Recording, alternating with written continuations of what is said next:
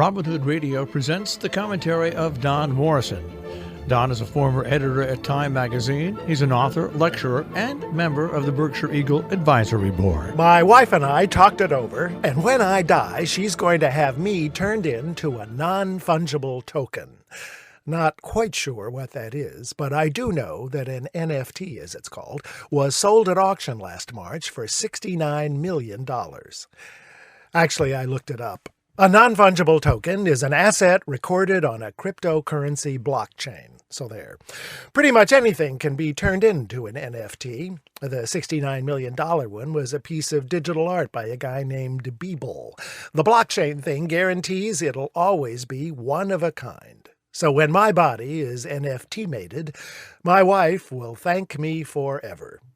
Seriously, this whole cryptocurrency thing has gone nuts. You've heard about Bitcoin, the world's first and biggest cryptocurrency.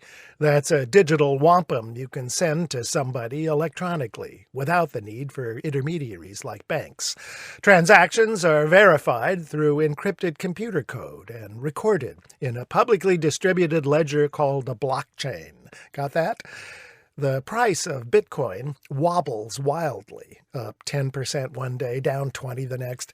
This week it was barely half its all-time high of $64,000 in April. It's risky, but some people have gotten rich off Bitcoin and its hundreds of imitators. The trick is to buy low and sell high.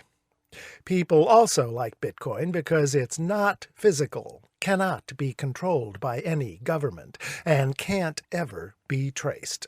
That makes it good for money laundering, tax evasion, and, of course, ransom payments, as in the recent hacking attacks on Colonial Pipeline and the meat producer JBS. You'd think governments would hate digital currency. It can't be regulated, and it's not much good for anything legit. But El Salvador wants to make Bitcoin legal tender there. China is developing a digital renminbi. Our own Federal Reserve is looking into a crypto dollar. The thought is that digital currencies will eventually be used for ordinary transactions once the proper mechanisms are put in place, and a whole industry has sprung up to do just that. Meanwhile, one thing you can buy legally with Bitcoin is a non-fungible token. I described my non-fungible estate plan to my wife, and she was totally on board with it. In fact, she's right here to explain. So, darling, why are you holding that axe? For now, I'm Don Morrison. Don Morrison is an author and editor. He's taught at universities in the United States, Europe, and Asia.